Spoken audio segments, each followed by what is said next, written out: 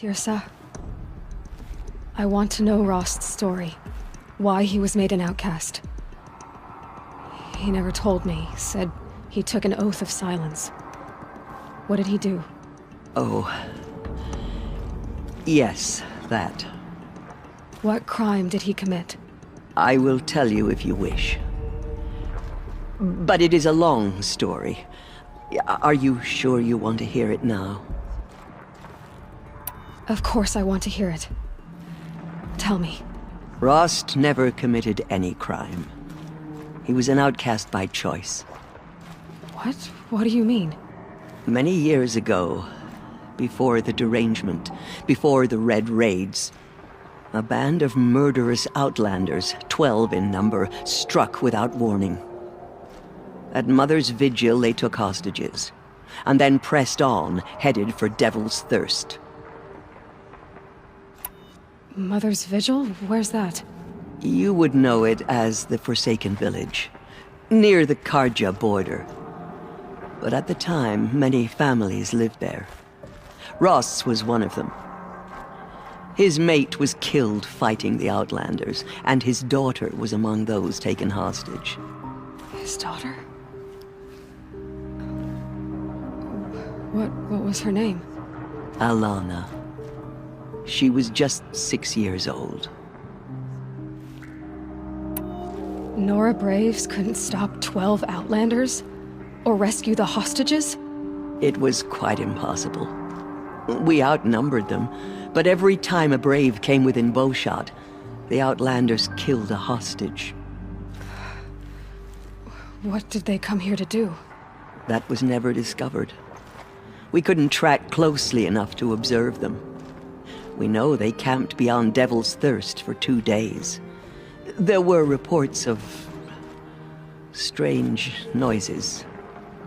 And then, as suddenly as they came, the Outlanders made their way back to the border and disappeared.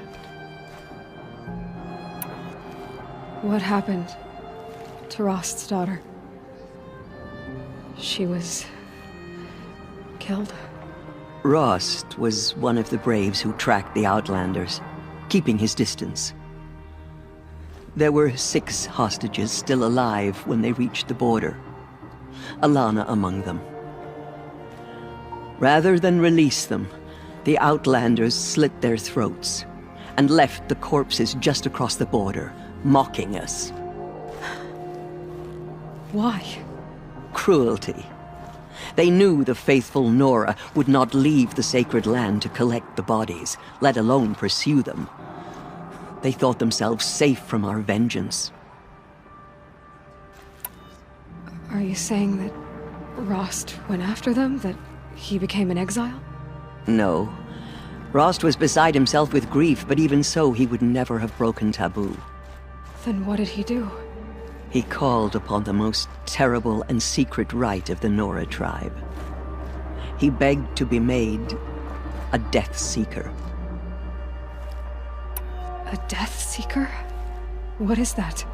One who dies to go seeking, and in seeking, brings death to others. The ritual drags the spirit from one's body, releasing it to All Mother's care. The heart beats, the mind thinks, but the spirit has moved on. I don't understand.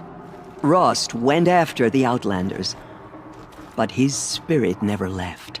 It remained here with All Mother. He gathered the bodies of the slain and returned them.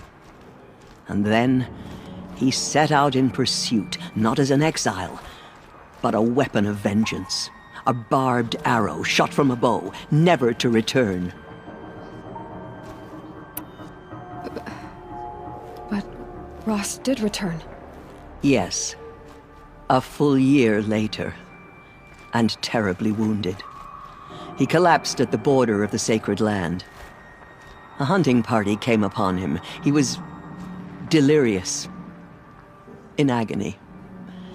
By law, he should have died where he lay.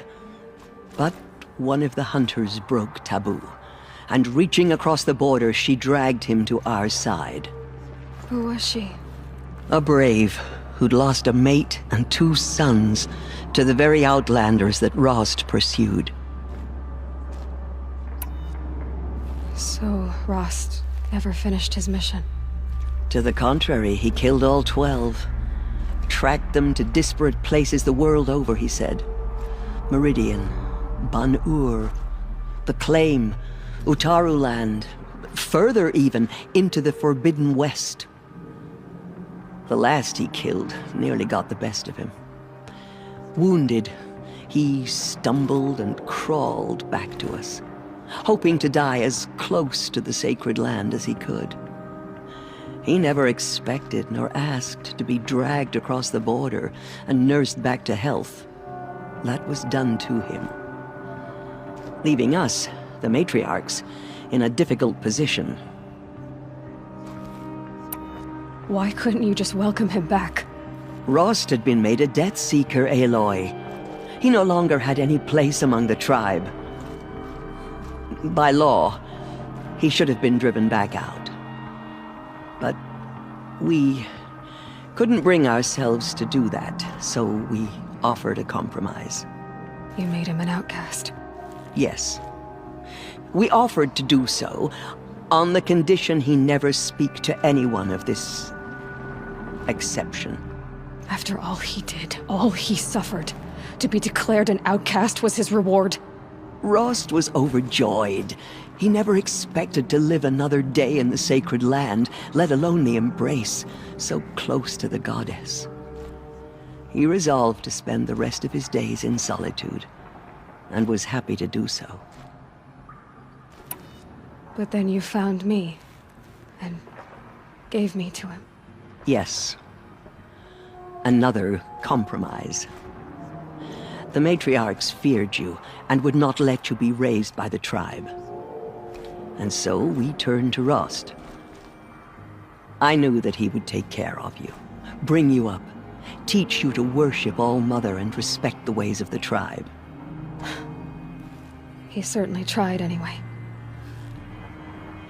You took a man who'd lost his daughter and made him raise an infant girl? Doesn't that strike you as callous?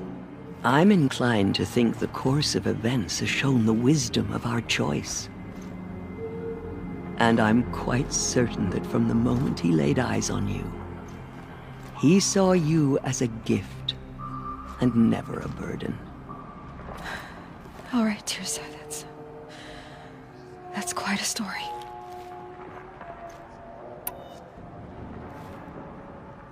It's time for me to move on. I thank you for doing what you could to help me through the years, and for telling me Rost's story. I wish I could have done more, but I am just one woman. As am I. No need to sell ourselves short. Oh, thank you, Aloy. I will pray for you. Okay, I guess it can't hurt. Those who spilled our tribe's blood will pay for their desecration.